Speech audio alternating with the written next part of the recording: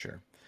So that brings us to our next part of the episode, which is water. And this one I think is something that is even easier to mess up on Mm. because there's so much different water requirements depending on the plant.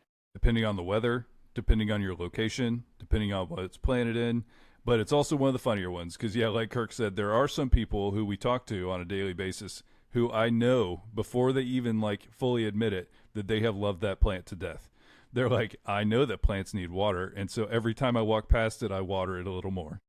When someone tells me every time I plant rosemary it keeps dying, I know exactly why. It's because you water it too much. It's one That's one of the plants that almost the more you ignore it, the better it'll do. There are some plants that are like that. Rosemary is one of them. You put it Yeah. in there, it almost doesn't want you to look at it because if you look at it, it's going to just wilt. Um, and the thing that is a little bit annoying as well is that the symptoms of underwatering Oh, they're and very close. overwatering are very similar. Yeah, they really are. And it's also so okay. I guess let's start at the beginning. How do you tell how much water is in there currently? That's a tricky one. So lots of different ways to do it. I personally have not found much success with the moisture sensors or whatever they call them, the little No, things you stick in I there, don't believe in them. Don't think and they it work tells good. you if it has enough water or not. I have not personally had success with that. I know that some people like it. The idea is great. The idea of there's a little sign on there that says when you should water. I get it. I get the appeal. I just haven't found success there. Yeah, my one of my easiest recommendations, especially if you're growing in a container, that's the easiest way. Mm-hmm. Grab your container and just feel the weight.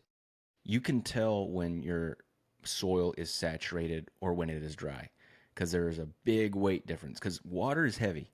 And so you can very easily tell if you're growing in containers whether or not you need to water or whether or not it is dry.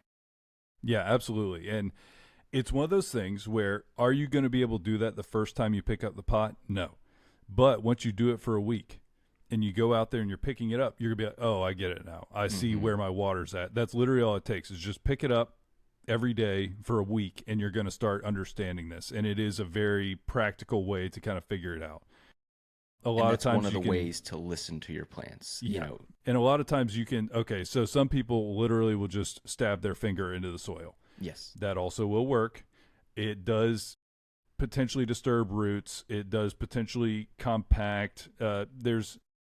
It's not the best way to do it, but honestly, it's not gonna. You're also not gonna kill your plant with it, likely. But just if you're trying to optimize, it's not the best possible way to test your water on it. Not in a container. Like I would say that's okay in like in a raised bed or Mm-hmm. maybe in like even in the ground where you can dig just a little bit, not right next to your plant, but kind of a little bit farther away from your plant so you can just kind of see how far the moisture has gone. Because like in a raised bed, sometimes the top will look really dry and then you dig just half an inch and you see, oh, it's not dry. There's Mm-hmm. plenty of moisture in this bed. I do kind of recommend that one in a raised bed scenario, but definitely not in a pot because usually all the roots are kind of consolidated just in that small area. I don't recommend you digging into your pot every time to check the water.